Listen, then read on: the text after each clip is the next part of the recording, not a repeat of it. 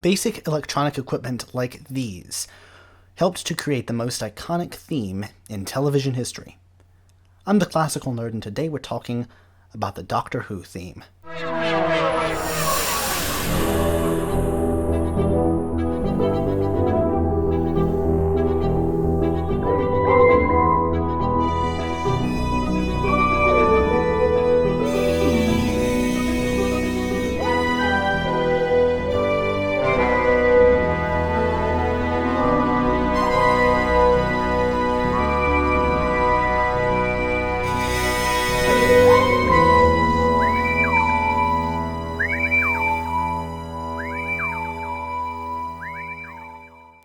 The story of the iconic theme begins not with the British Broadcasting Corporation, nor, in fact, anyone associated with the eventual production of the show. Rather, it begins with a genre called Musique concrète, where real-world sounds were recorded and then manipulated. These sounds were often not musical by nature, and would be crudely spliced together with what passed as advanced equipment for the time. A very far cry from the press-a-note get-a-sound synthesizers that we know today. Figures like Karl-Heinz Stockhausen, János Xenakis, and Edgard Varèse were the classically trained composers on the cutting edge of this new medium. The pieces they crafted were often very avant-garde soundscapes, as you theretofore couldn't use, say, the sound of a jet engine in a piece, but you could with Musique concrète. Because a new world of theretofore non-musical sounds was open to them, all the composers in that medium decided to go through that particular door. The first big watershed moment for electronic music, purely electronic music that is, came in 1958, when Edgard Varèse's piece Poème électronique was played at the 1958 Brussels World's Fair in a pavilion designed by Xenakis. This was the first time that lots of people bore witness to the electronic vision of a composer, a purely electronic vision. There was no score, there was just a reel of magnetic tape. This was considered impossible or impractical. People just didn't think of electronic music as being a thing. In fact, it didn't really register as a commonplace idea until synthesizers broke into pop music decades later. Creating electronic pieces was massive grunt work on the part of the composer, and it took a long time.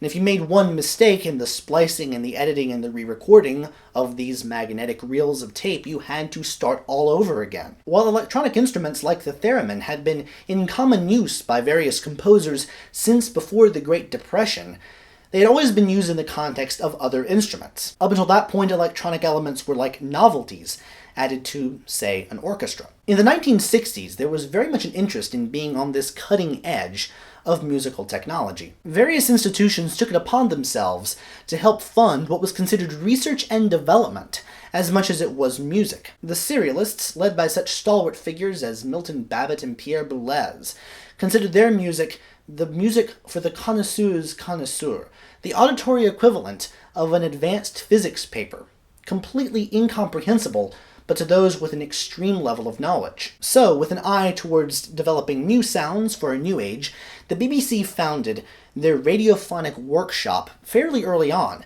1958 to be precise, the same year as Poème électronique. They hired sound artists and other electronic enthusiasts on one condition: total anonymity. If credit was given to the BBC Radiophonic Workshop, it would be to the Radiophonic Workshop as a whole.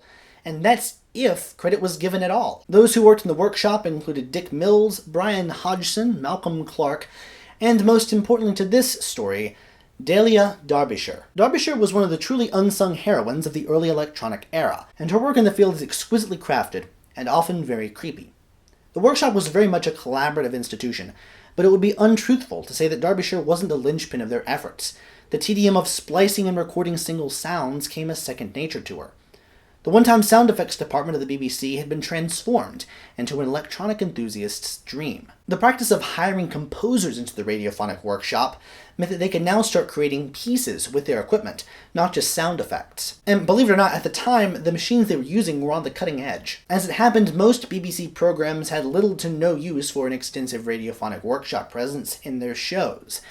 That is until 1963. When Sidney Newman proposed a new educational TV show about a time-traveling, mysterious grandfatherly figure who alternately explores historical situations and the civilizations of the far future, along with his granddaughter and her two school teachers. He called this Doctor Who. Producer Verity Lambert was put in charge of putting the show together, and she tasked veteran TV composer Ron Grainer with composing the theme. The single page of manuscript, which is apparently still under lock and key in the BBC archives, contains such futuristic sound effects as wind bubbles. This sheet of paper was given to Derbyshire in the workshop, and she was tasked with an electronic realization of this theme, which she dutifully did with her magnetic tape machines. The BBC's expectation was that because this was a science fiction show, you would have an electronic basis for the theme, but that they would then overdub it with a small orchestra. This did not deter Derbyshire in the slightest, and she set about crafting the most iconic theme, certainly in the history of electronic music. From a single plucked string, she crafted the bass line, and from filtering a combination of sine waves, the eerie floating melody on top. From filtered white noise, she crafted these hisses that dominated the background. All these were copied and pasted individually on analog tape, with no margin for error. When Grainer heard the result, he was in utter disbelief that he'd ever written any of the notes. The BBC, in their zealous pursuit of the budget cut, realized that the theme stood well on its own, and thus the Doctor Who theme was born.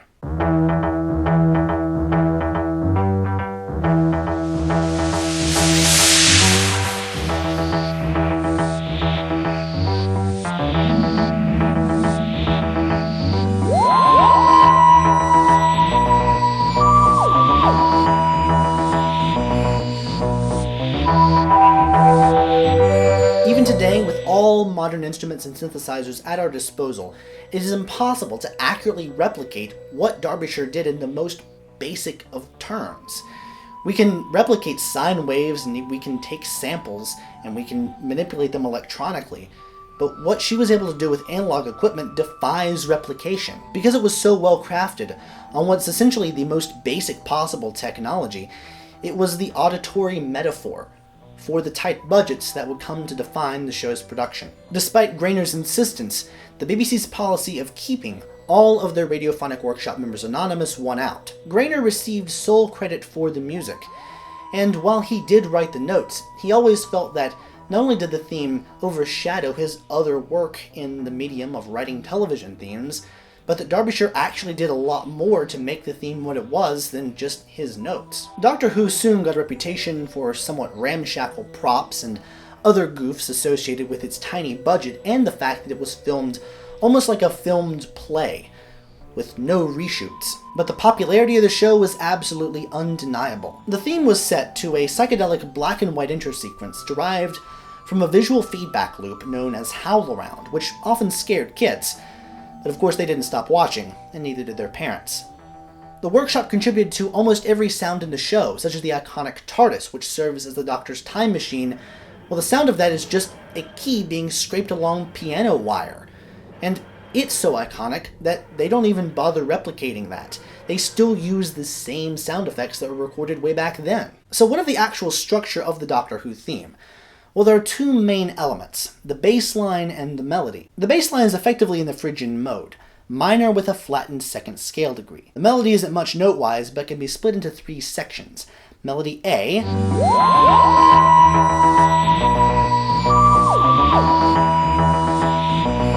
melody B,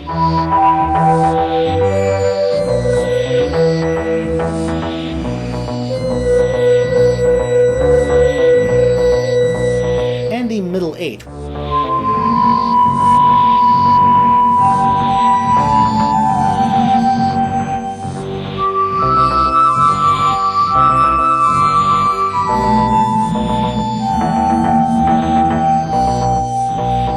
The lowered second in the bass, this minor second, is mimicked by the first notes of melody A, a rising minor ninth that then descends to an octave. The next significant leap is a descending 11th, so throughout, large leaps dominate.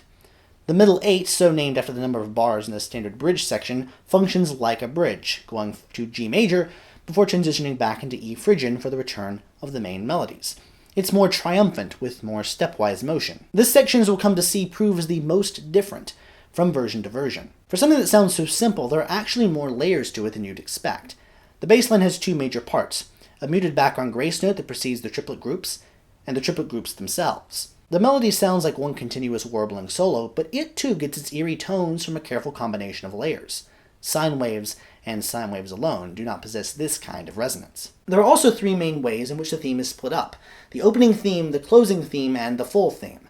The full theme is often used in album releases. It has every element of the theme, often twice over, and is never heard in that structure in the context of the show. Because of this, the structure of the full theme tends to fluctuate from version to version. The opening theme is the shortest, generally containing some kind of bass line solo, before going into melodies 1 and 2, and then repeating some kind of melody 1 at the end, although you will occasionally see the middle 8 appear in the opening titles. The closing theme generally starts off with melody 1 with no kind of bass line solo at all, and does or does not use the middle 8, depending on what era of the show you're in. The first ever episode of Doctor Who went unaired due to technical problems, and this is known as the pilot episode, even though the concept of doing television pilots was completely foreign to the BBC's tightwad MO. The theme for this intro is unique in that it features a thunderclap heard about halfway through the opening bass line solo, so named because, according to legend, there was actual thunder present during the mixing of this particular version of the theme.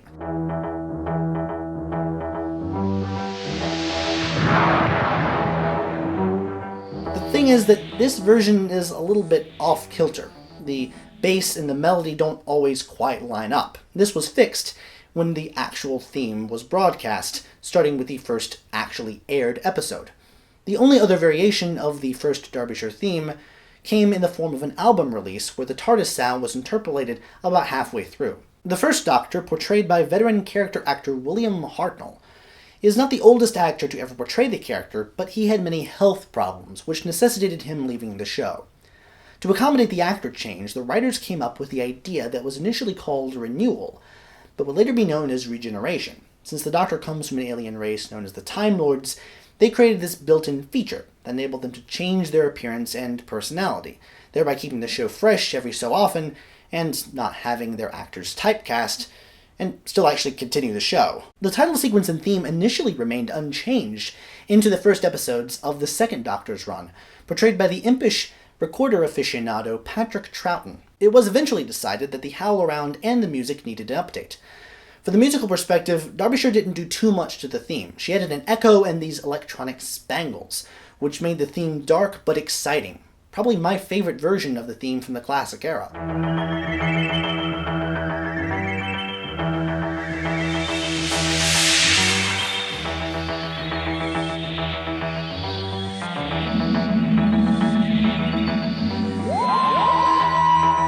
The Howl Around got even creepier when they put in the Doctor's face in the title sequence, something they had tested out with the first Doctor, but it was decided that it was too creepy then. 1970 was a big year for Doctor Who. In exchange for a new Doctor, played by Jon Pertwee, and being in colour, the budget was slashed to the point that they didn't believe that it was even worthwhile trying to pretend they were anywhere other than on Earth. And so, in the course of the plot, the Doctor was exiled to Earth, and he was forced to team up with a pseudo-military, pseudo-scientific organization known as UNIT. The Howl-Around technique was still used to generate the title sequence, but it was now shorter, which necessitated Derbyshire changing the theme once again. So she cut the opening bassline solo in half so the melody entrance could line up with Pertwee's face materializing out of the Howl-Around, exactly as it had lined up with Troughton's title sequence.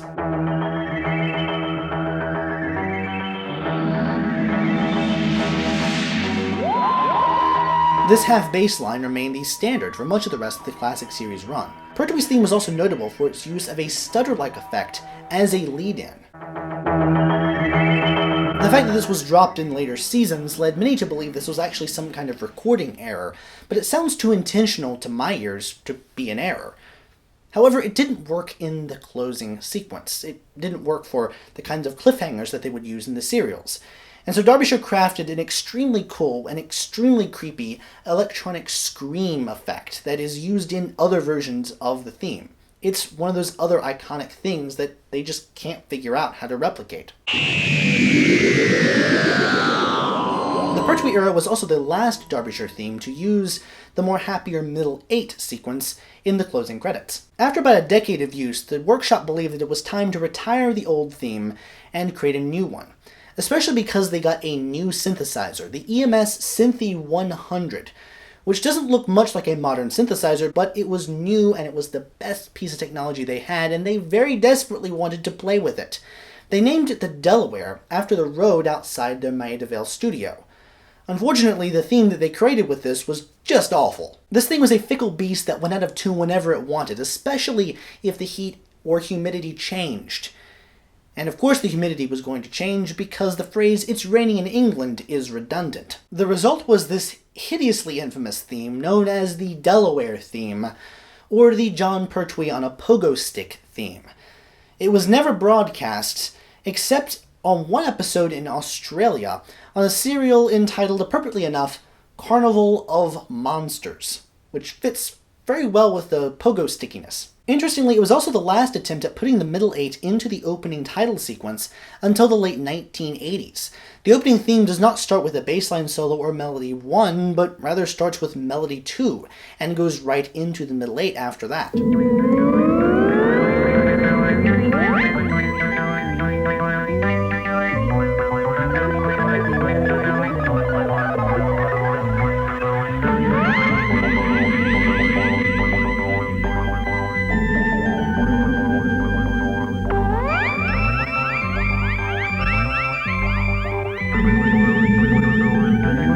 I've always found the full version of the thing to be rather more bearable, just because there's less going on, but the out-of-tuneness really does still get to me, especially in the bassline solo that happens towards the middle.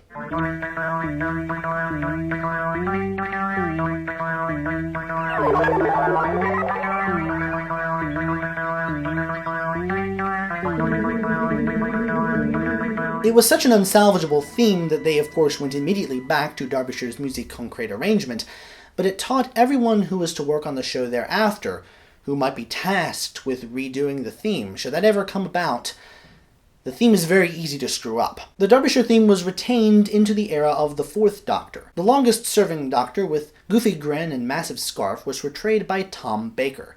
His theme dropped the Pertwee stutter fade-in and rarely used the middle 8 in the closing credits, save for when the credits were especially long, such as in the last serial of a season. Baker outlasted several producers, but was eventually run off by the irrepressible John Nathan Turner, a man as colorful as his shirts were loud. He wanted to update the show in every way, from the pattern on the Doctor's scarf all the way to the music and the title sequence itself.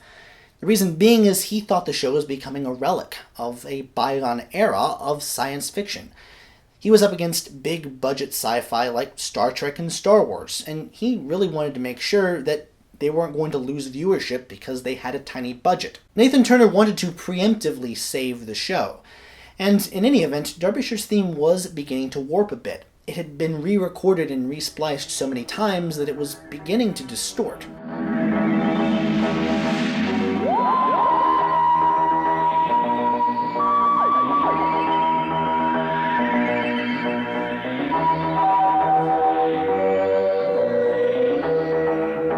So for Tom Baker's last season, the slit scan title sequence that had run since John Pertwee's last season was dropped in favor of a Starfield. To match this, the music was newly realized by composer Peter Howell. Howell was extremely sensitive to the utter failure of the Delaware theme and made his changes wisely.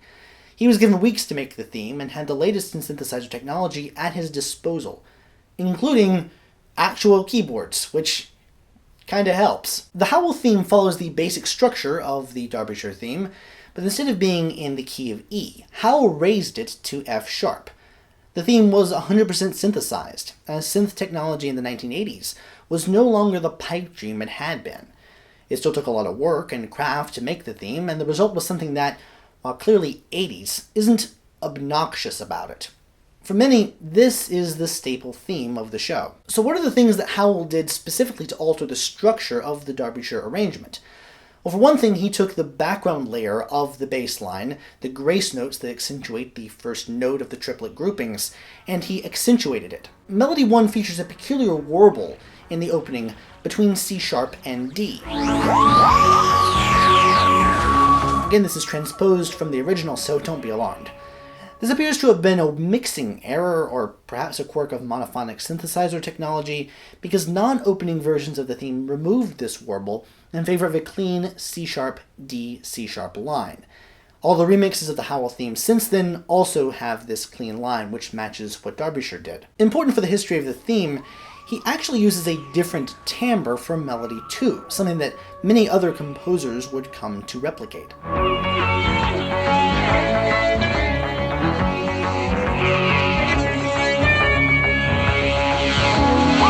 Howell put it, by his own description, through a kind of speech synthesizer known as a vocoder. For fans looking to recreate the theme, this is the part that trips them up. Fans have made otherwise 100% faithful replications of Howell's theme using the kind of technology that he had at his disposal at the time. Like, they get the actual synthesizers that they had at the Radiophonic Workshop at that time. The one thing they can't get right is this melody 2-bit with the vocoder. And this has led some to believe that there may be more going on than just him running his voice through the vocoder. The most significant structural change occurred at the middle 8, which, because of its relegation to the closing titles, is, again, often the place that who composers branch out. Compare the transcriptions of these two lines. You can see that it's very much the same music, but Howell alters the notes and emphasizes the brightness. Descending and rising synth chords were also interpolated atop bassline solos and other parts of the theme. And, because the credits end in a flash of light, ends with a bang. The result? Bright and upbeat and perfect for the 1980s. The Howell theme was always in F-sharp, save for two special occasions. One was an episode of the Fourth Doctor serial Meglos, which for some reason has the theme back in E, and for the 20th anniversary special, The Five Doctors, where Howell took the Derbyshire arrangement of the theme, raised the pitch slightly by speeding it up in order so it matched his F-sharp, and then he blended the two together. This is the first and so far only time in the history of the show that a multi-doctor story has actually referenced the theme tunes of the prior Doctors. Although it was introduced in the Fourth Doctor's final season, the Howell theme is best associated with that of the Fifth Doctor, portrayed by Peter Davison, at that point the youngest Doctor ever to portray the role. And it remained into the first season of the Sixth Doctor, Colin Baker, no relation to Fourth Doctor Tom. But at that point the program was in trouble in a big way. The controller of the BBC, a man named Michael Grade, was dismayed that their sci-fi was inferior to imports. But the fact remained that they just didn't get the kind of budget that often other shows did. Grade was also never a fan of Doctor Who or of science fiction in general, and so he became the program's #1 enemy throughout the 1980s. Despite the poor production quality of the 21st season premiere Warriors of the Deep, Davison's Fifth Doctor went out on a high note in the penultimate episode of the season, The Caves of Androzani, consistently voted to be one of the best episodes in the history of the show. The Sixth Doctor was a point of contention from the outset. Colin Baker wanted his character understated, while the producer, still the irrepressible Nathan Turner, wanted brash and bold and extremely rude. I mean, gosh, one look at the wardrobe is all you need. The Sixth Doctor was intended to have a multi-season arc, which would take him from bitter and unlikable know-it-all to a more kind and empathetic figure. But unfortunately, executive meddling completely nixed this idea. Grade stepped in and put the series on an 18-month hiatus between seasons 22 and 23, citing the over-the-top violence of season 22.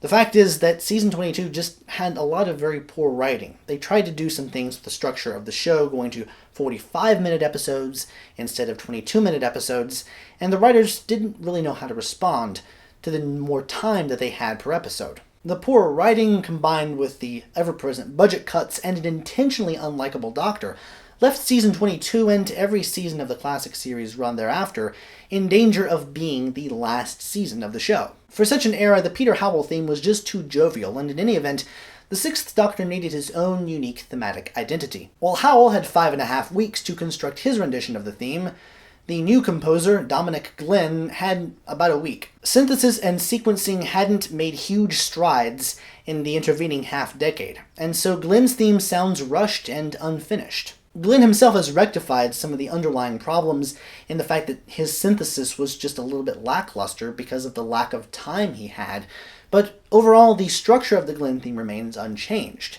It was just that later on he was able to go back and basically finish what he'd begun. What was broadcast was not really his vision.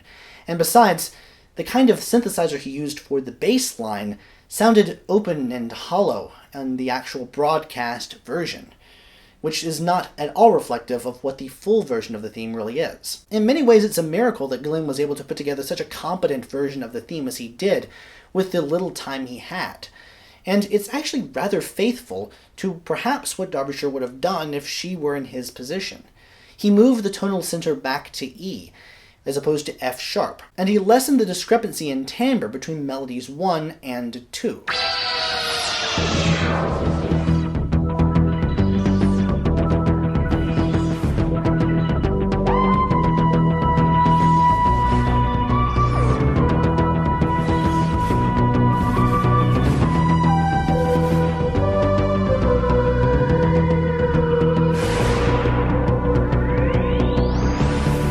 Glynn's theme follows the Derbyshire model for the most part, with a few notable changes, particularly in the bass line solo halfway through the full theme. This is greatly extended underneath a series of otherworldly swoops and noises.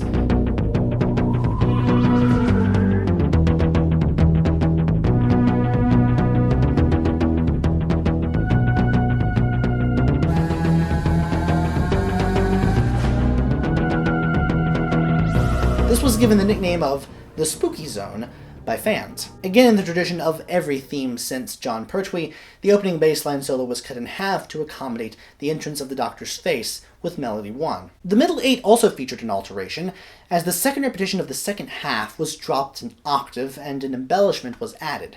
This theme also established the tradition of each subsequent Doctor having their own unique thematic identity. While Doctors 2 through 4 had their own little twists on the Derbyshire theme, they really didn't have totally different arrangements and realizations. Baker's time as the Sixth Doctor came to an ignominious end, when Grades summarily fired him at the end of Season 23. His regeneration into the Seventh Doctor, portrayed by Scottish comic Sylvester McCoy, also featured the first ever opening title sequence that was completely computer-generated. In fact, it was the first completely computer-generated title sequence, I think, in television history. This cost thousands of pounds. Some frames took over a day to render, but its significance pales in comparison to the theme music, composed by Keff McCulloch, who was a bit of a cult figure amongst certain Whovians. When I said his name, there was a dog that barked in the distance. I think he knows who Keff is. And fans usually refer to him as Keff and not McCulloch, because, when your name's Keff, you gotta take advantage of that. The Keff theme features no bassline introduction. It goes straight from an opening splash and explosion into Melody 1. This allows for the middle 8 to be heard in the opening sequence, which hadn't been heard since the failed Delaware arrangement.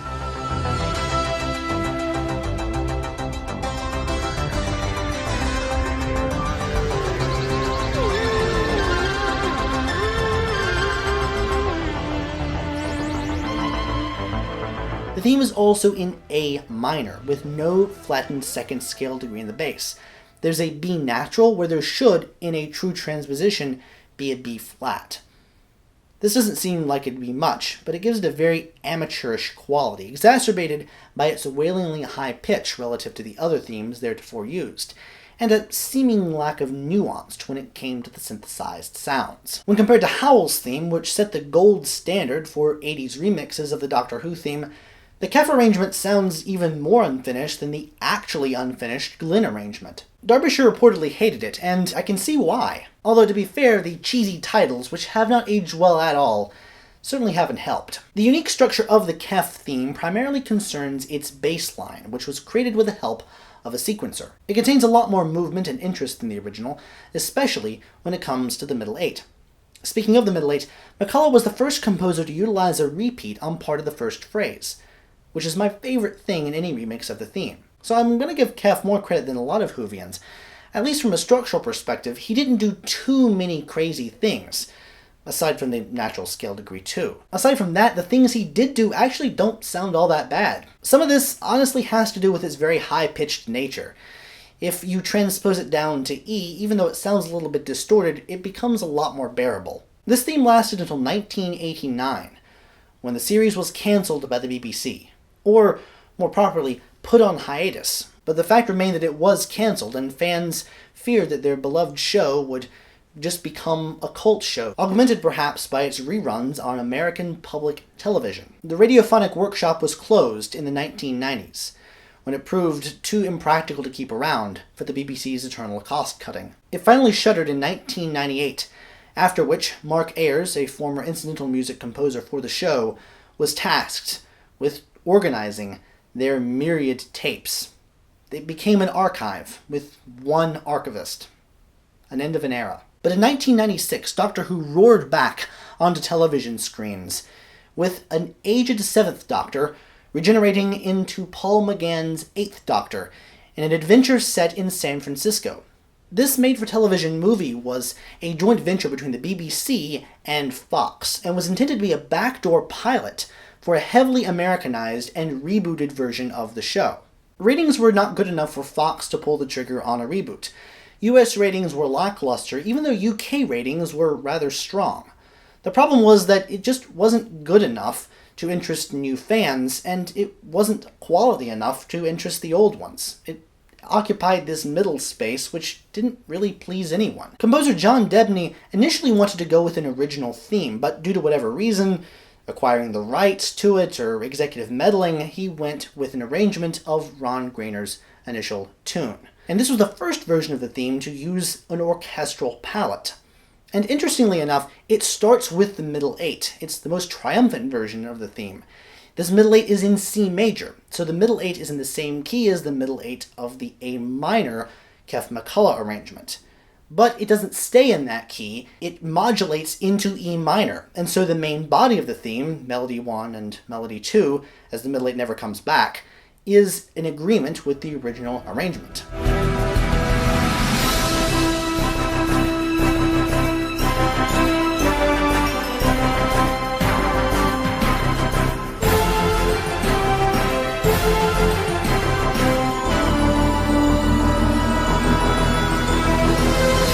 There's also this jazzy piano riff towards the end.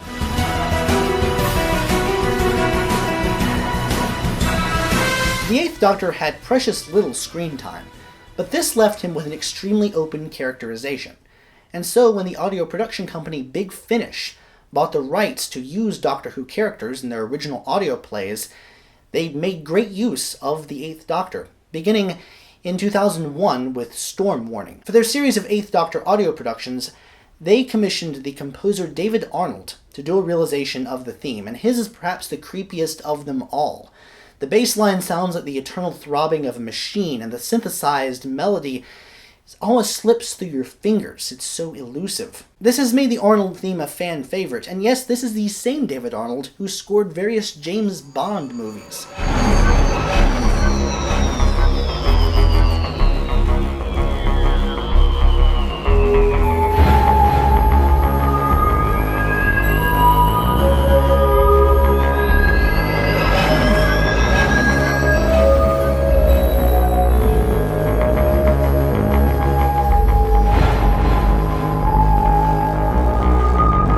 In terms of structure, this is in the key of C sharp minor. It's somewhat slower and adds more notes into the melody. Instead of Melody 2 going with scale degrees 5-3-5, it goes 5-3-1-5, spelling out the full tonic triad in the descent, in addition to more passing tones and appoggiaturas that are kind of hard to discern because the sound used for the melody does not have a very strong attack. After about a decade, Big Finish retired the use of the David Arnold arrangement for their Eighth Doctor audio adventures in favor of a new rendition by Nicholas Briggs, who is best known for his work not just at Big Finish, but also as the voice of the Cybermen and the Daleks in the show proper. As much as I might admire Briggs' other work, this theme just doesn't do it for me. I agree with the people who say that it's Derbyshire in a blender.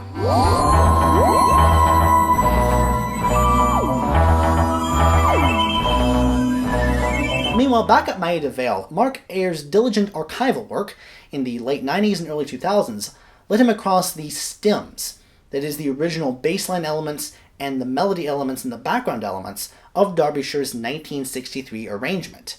Not only could he recreate the theme in much higher quality using modern equipment and modern technology, but he could also create a stereo remix, because the only tape machines that Derbyshire had access to, were mono. He did his initial remix in 2002 and then redid it in 2006 to fix some slight errors. This is a mix that's best listened to in headphones. The swooping melody at the beginning sounds just phenomenal.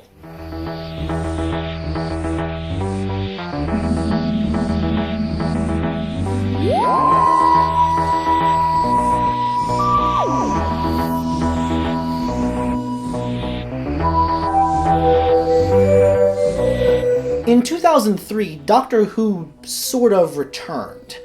It was a webcast called Scream of the Shalka. It was animated and starred Richard E. Grant as the Ninth Doctor. The theme, which never existed in full form save for some fan remixes, was essentially a drum set to the Derbyshire theme, with a remixed version of the Third Doctor's titles in the background. But this webcast was destined to be non-canon, as the BBC soon announced that Doctor Who was returning to television screens proper in 2005, with Christopher Eccleston as the Ninth Doctor. 2004 saw the launch of Whomix, a fan-run aggregate of user-submitted Doctor Who themes curated by musician Alexis Glass, whose handle was Mutagene. It updated with regularity and launched into fame various members of the Doctor Who remixing community, including Danny Stewart, self-avowed theme purist, who isolated elements of the Derbyshire theme before it was cool, Hardwire, who has since branched out into other musical projects but remains a steadfast remixer of the theme, and Mad Fiddler, aka Mark Knight, who now writes video game music. Other once prominent figures with names like Oddsprite, Marinedalek, Eagle Striker, and Rat Soufflé faded into the annals of remixing history, but their back catalog is still available on Whomix. For the return of the theme to the small screen, Revival Series composer Murray Gold wanted to go with Mark Ayres' stereo remix of the original theme. However, this simply didn't work. It clashed with the busyness of flying through the time vortex associated with the 2005 revival. It didn't have, in his words, enough bash boom wallop. Gold's original theme was timpani heavy, with some counter melodies in the strings, essentially the Derbyshire arrangement, but in orchestral garb. This original Gold remix was only ever present in the trailer for the first series of the show, before Gold went back and messed with it again before the series was broadcast. He toned down the kettle drum and included more samples of Derbyshire's original bass line.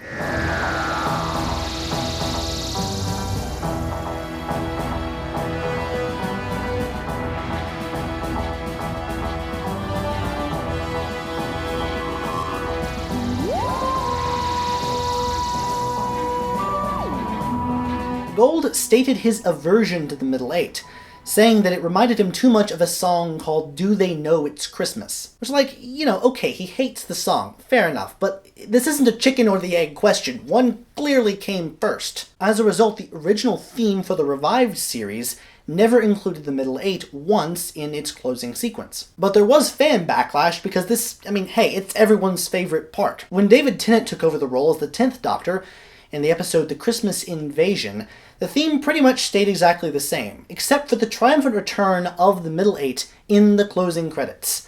Hallelujah, the world is saved. Not to be outdone, a fan edit appeared on Whomix, which changed the Derbyshire theme so that instead of going into the middle eight, it just went into the very similar Do They Know It's Christmas, for the sole purpose of trolling Murray Gold should he ever happen upon it.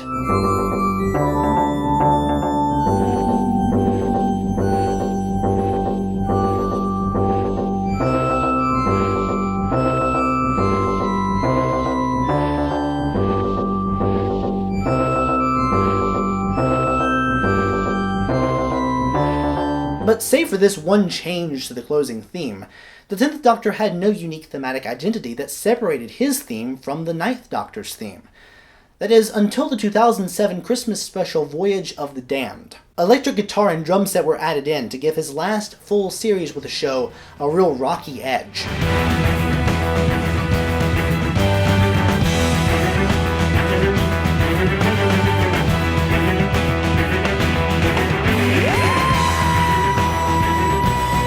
While no full theme of this was ever produced, fans have been able to recreate it from the extant opening and closing themes. The middle eight of this is perhaps my favorite middle eight of all time. It features the return of a little call and response repeat favored by none other than Keff McCulloch, emphasized by a piano line arguably inspired by a distinct arpeggio in the Debney rendition.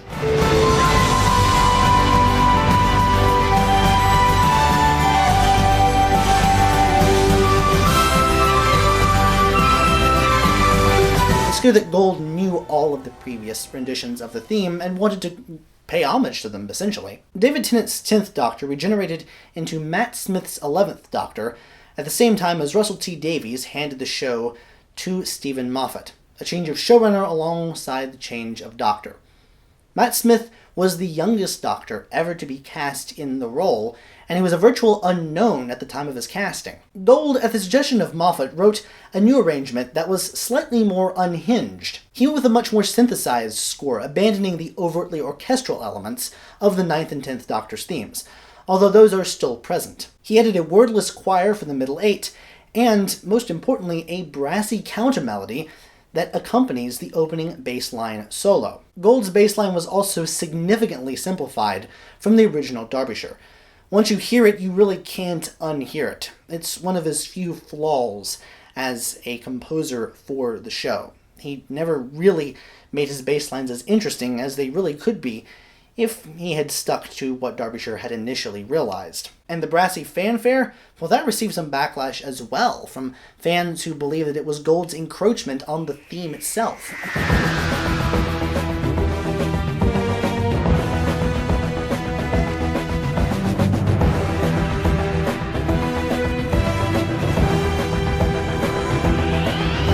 This remix stuck around through 2.5 seasons, only seeing one change one time. In the season 6 mid-season finale, A Good Man Goes to War, the TARDIS sound was added when the Doctor Who logo appears on screen. For the latter half of the 7th series of the revived show, Gold changed the theme up a little bit. It was still essentially the same, but he tweaked some things about it to make it a little more interesting. This Series 7B arrangement features a melody that sort of fades out and swoops down at the very tail end, almost like it's fading out into space.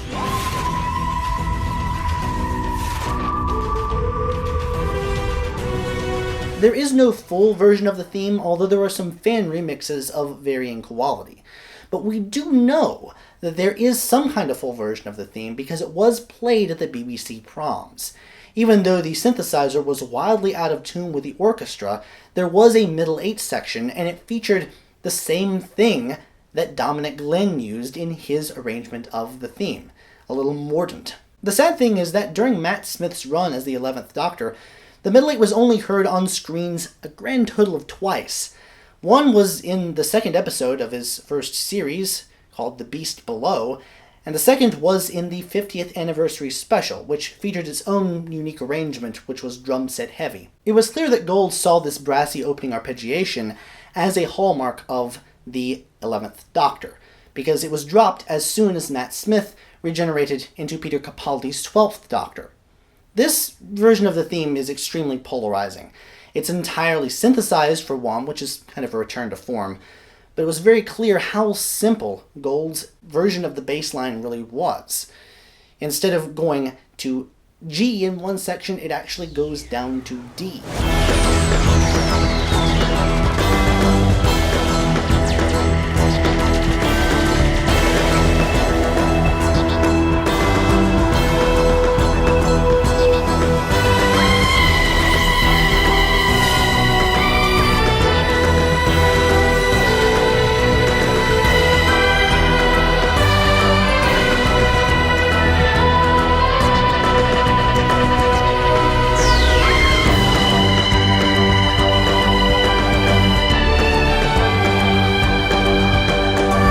It also features this distinct middle eight ending,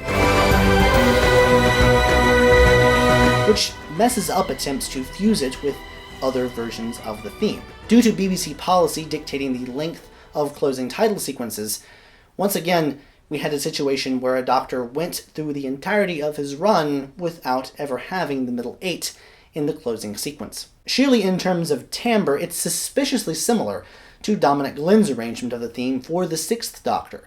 And curiously enough, the character arc of Capaldi's 12th Doctor mirrors the plan for Colin Baker's 6th Doctor.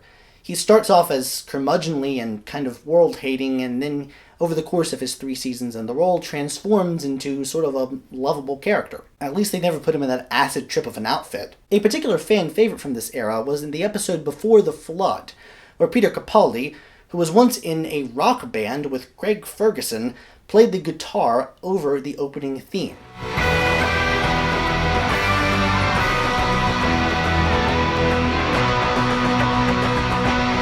People wanted a full version of this, and I do too. Jodie Whittaker took over the TARDIS from Peter Capaldi in the 2017 Christmas special Twice Upon a Time, with Chris Chibnall replacing Stephen Moffat as the showrunner. Gold, too, stepped down after 10 seasons of composing for the show, and in his stead was hired Segun Akinola. While there was no opening theme in the first episode of her series, The Woman Who Fell to Earth, there was a closing theme, and for the first time in what felt like forever, there was a middle 8. The opening theme had to wait for the second episode, The Ghost Monument.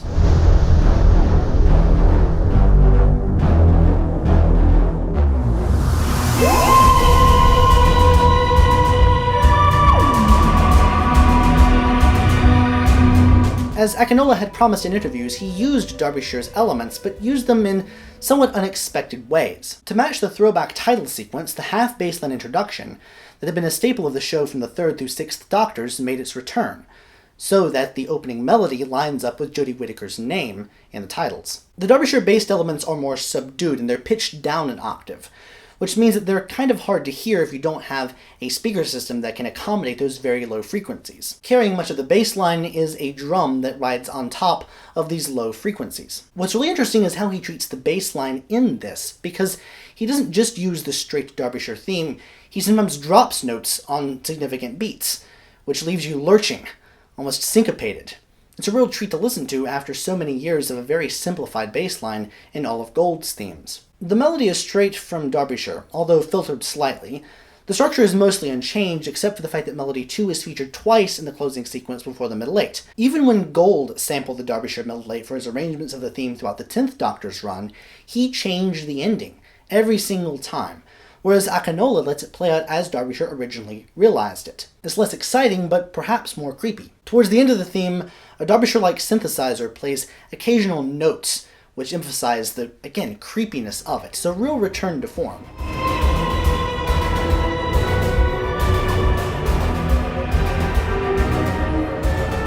It's a testament to both Ron Grainer's composition and Derbyshire's realization that the Doctor Who theme has stuck around for so long. Despite reincarnations and updates, the theme, much like the Doctor, is always recognizable and the same.